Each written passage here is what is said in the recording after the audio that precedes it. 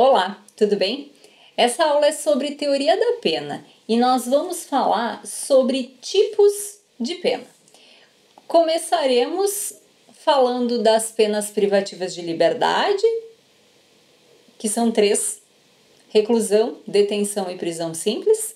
Depois vamos falar das penas restritivas de direitos, que são 5: a prestação pecuniária, a perda de bens e valores, a limitação de final de semana, a prestação de serviços à comunidade e a interdição temporária de direitos. E o último tipo de pena é a pena de multa.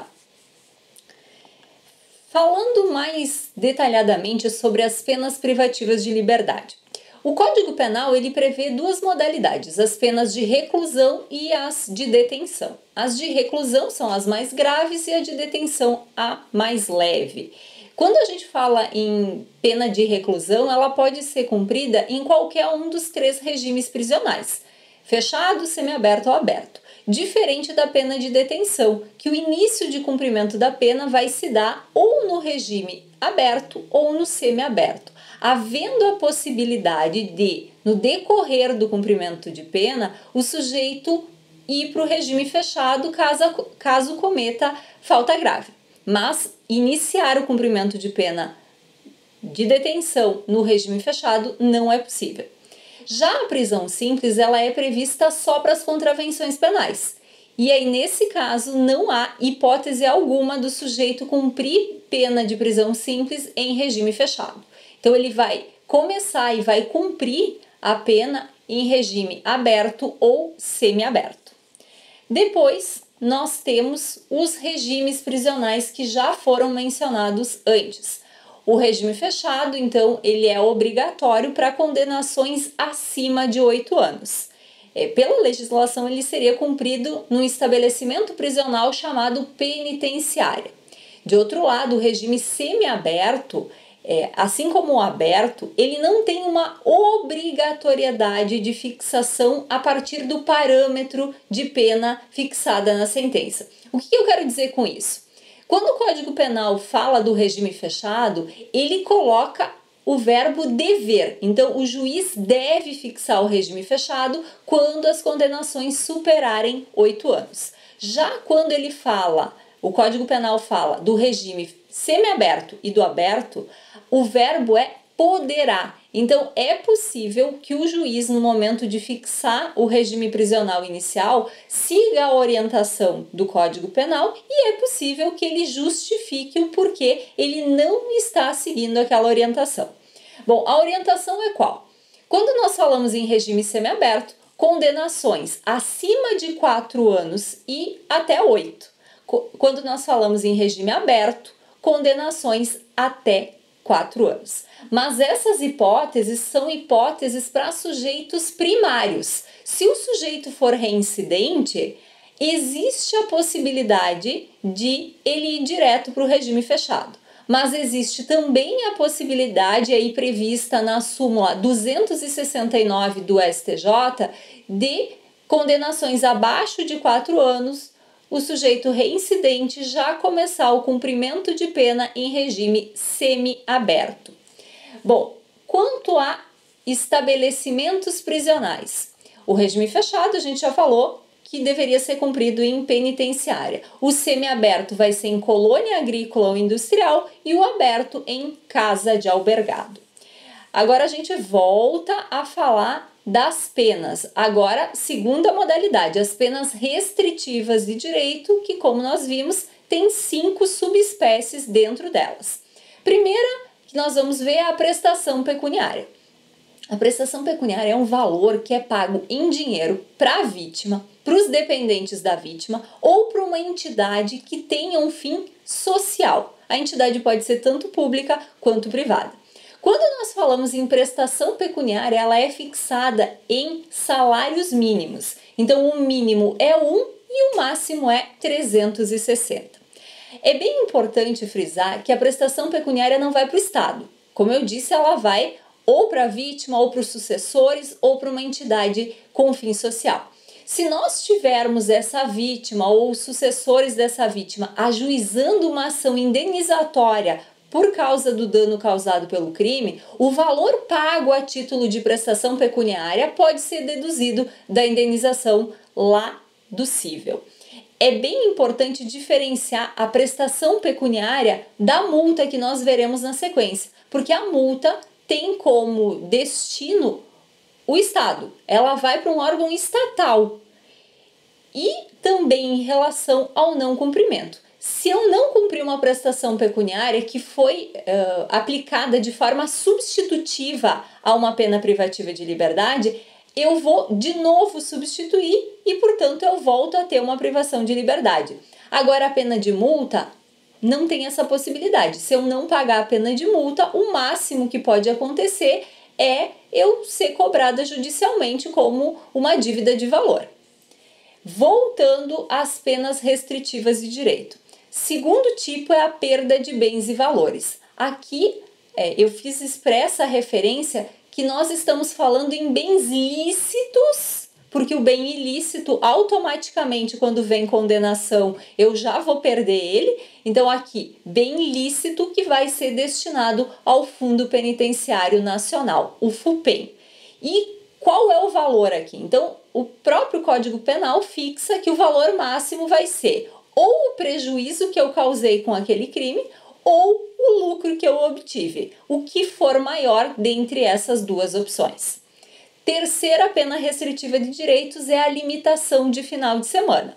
Aqui nós falamos numa obrigação de permanecer no sábado e no domingo por 5 horas no sábado e por 5 horas no domingo na casa de albergado ou em outro estabelecimento indicado pelo juízo.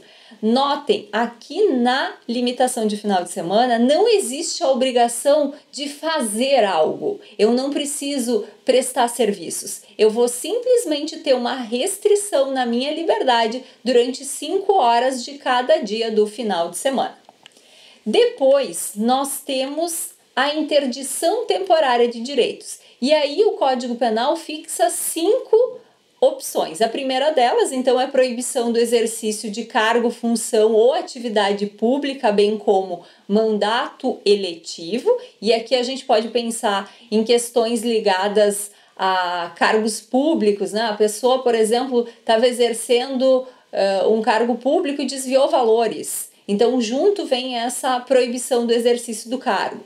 Segunda hipótese, proibição do exercício de profissão, atividade ou ofício que dependam de habilitação especial, de licença ou autorização do poder público. Como exemplo, nós podemos pensar num médico, num advogado que estão exercendo a profissão e ao mesmo tempo cometendo crime, ou seja, eles usam a sua profissão para o cometimento do crime. Então, junto vem essa proibição ao exercício profissional. Terceira hipótese, suspensão de autorização ou de habilitação para dirigir veículo. Aqui é super comum, né? Os crimes de trânsito já envolvem essa proibição de dirigir por um tempo. Quarta hipótese, proibição de frequentar determinados lugares, que é bem comum quando envolve crime do Estatuto do Torcedor. Então a pessoa fica um tempo sem poder ir para o estádio de futebol. E quinta hipótese, proibição de se inscrever em concurso público, avaliação ou exame público. E aqui, como exemplo, nós podemos pensar naquela pessoa que foi pega com um ponto eletrônico no meio de uma prova de um concurso público. Então, além de ter a pena aí aplicada, ela vai ter a proibição de, por um tempo, participar de concurso público. Depois, última pena restritiva de direitos, e eu diria que a mais conhecida é a prestação de serviços à comunidade, ou simplesmente PSC. Aqui eu lembro que são atividades gratuitas que vão ser cumpridas em entidades de caráter assistencial, ou seja, não dá para cumprir na empresa que eu trabalho, né? Tem que ter esse caráter assistencial, então pode ser uma escola, um posto de saúde, uma associação de moradores, enfim. E eu não vou receber por essas horas que eu prestar. Essas horas, elas são calculadas de forma que cada dia de condenação vai corresponder a 1 hora de prestação de serviços à comunidade. E aí, se eu tomar uma condenação até 1 ano, eu tenho 1 ano para cumprir a minha pena de prestação de serviços à comunidade. Se eu cumprir antes, vai ficar por 1 ano aquilo em aberto, não vão extinguir a minha pena antes. Agora, se a minha condenação for acima de 1 ano, por exemplo, 2 anos, eu posso cumprir em menos tempo e ter a minha pena extinta antes. E aí a lei limita que o máximo é pela metade, ou seja, se eu tomei uma condenação de 2 anos, eu posso cumprir em 1. Se eu tivesse tomado uma condenação de 1 ano e 2 meses, ou seja, 14 meses, eu poderia cumprir em 7 meses. Pena de multa. A pena de multa, então, ela é fixada numa unidade própria, chamada dias-multa. O juiz vai ter que fixar 2 coisas quando ele fixa a multa. Primeiro, o valor e segundo, a quantidade. Então, para fixar o valor do dia-multa, como nós não temos um valor padronizado, o juiz vai ter que fixar um valor entre 1/30 do salário mínimo vigente na data do fato, até no máximo 5 vezes o salário mínimo vigente na data do fato. Segunda coisa, quando se fala em quantidade, o mínimo que o juiz pode fixar é 10 dias multa e o máximo é 360. Para onde vai essa multa? Como nós falamos antes, diferente da prestação pecuniária, a multa vai para o Estado. Pela lei, a multa deveria ser paga em 10 dias, no prazo máximo de 10 dias após o trânsito em julgado. Raramente as pessoas têm todo o valor da multa para pagar em 10 dias depois que sai a decisão definitiva. Então, é possível fazer pedido de parcelamento e aí, conforme a situação, o juiz vai deferir ou não esse parcelamento. Agora, vamos imaginar o seguinte, se eu não pagar essa pena de multa, o que pode acontecer? A gente tinha uma discussão grande sobre isso e depois do pacote anticrime se pacificou que a multa não paga, ela pode ser executada pelo próprio Ministério Público, pode ser executada pelo Estado e a gente vai aplicar todas as regras da dívida ativa. A gente vai tratar como se fosse uma dívida tributária aquilo, inclusive em relação às regras da prescrição. Então, o prazo prescricional, a gente aplica as mesmas regras da Fazenda Pública, se sujeitando à prescrição de 5 anos. Depois disso, nós vamos falar um pouquinho sobre a substituição. Então, é possível que a pena privativa de liberdade seja substituída por pena restritiva de direitos. Quando que isso é possível? Primeiro, quando a gente falar em crime doloso, a gente vai olhar a quantidade de pena. E aí, condenações até 4 anos, inclusive 4 anos, e se o crime não tiver violência e grave ameaça. Se o crime for culposo, a gente não tem essa limitação.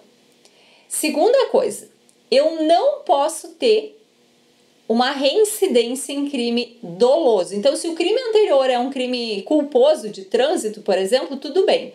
Mas eu não posso ser reincidente em crime doloso. E aí a legislação coloca uma exceção. Se a pessoa for reincidente, mas se o juiz achar que ainda assim é cabível, desde que ele não seja reincidente específico, tudo bem, mas aí o juiz vai ter que justificar.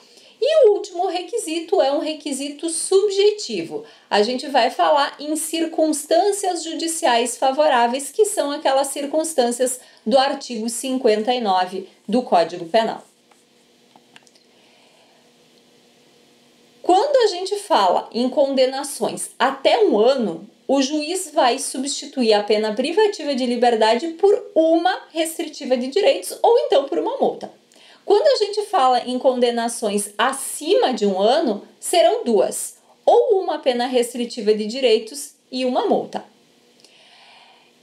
É importante lembrar que ninguém é obrigado a cumprir uma prestação de serviços à comunidade, a pagar uma multa, enfim. Então, é possível também haver a reconversão, ou seja, Se o juiz na sentença condenatória calculou a pena, fixou em pena privativa de liberdade, mas já substituiu, por exemplo, por prestação de serviços à comunidade multa, e o sujeito não quer trabalhar, não quer cumprir essa prestação de serviços à comunidade, não quer pagar essa multa, é possível a gente reconverter e aí a pessoa vai cumprir a privação de liberdade, ou seja, vai cumprir a pena de prisão. Se cumprir parcialmente a pena restritiva de direitos e a multa, isso vai ser descontado e aí é possível então fazer a reconversão também parcial. Mas a lei determina que a gente observe um saldo mínimo de 30 dias de reclusão ou de detenção. Ou seja, se faltar menos do que o equivalente a 30 dias, a pessoa não vai ser presa para cumprir a pena que falta. Também lembro que se houver uma nova condenação à pena privativa de liberdade, o juiz vai decidir se ele faz a conversão ou se é possível manter as duas penas isoladas, ou seja, se é possível a pessoa continuar cumprindo a pena restritiva de direitos e aí, ao mesmo tempo, cumpre a pena privativa de liberdade. Isso pode parecer absurdo, mas tem situações práticas que isso é possível, em especial quando o sujeito vai para um semiaberto harmonizado, ou seja, ele está em casa, está cumprindo prisão domiciliar, está com tornozeleira e está cumprindo, então, pena privativa de liberdade e ele pode continuar pagando uma multa, ele pode continuar prestando serviços à comunidade, porque aí se faz uma autorização especial para os dias que ele vai cumprir a pena restritiva de direitos. Então, nessas hipóteses, seria possível manter as duas de forma isolada, sem somar, sem aglutinar as duas condenações. Com isso, nós terminamos essa aula. Eu espero que você tenha aproveitado e até mais. Tchau!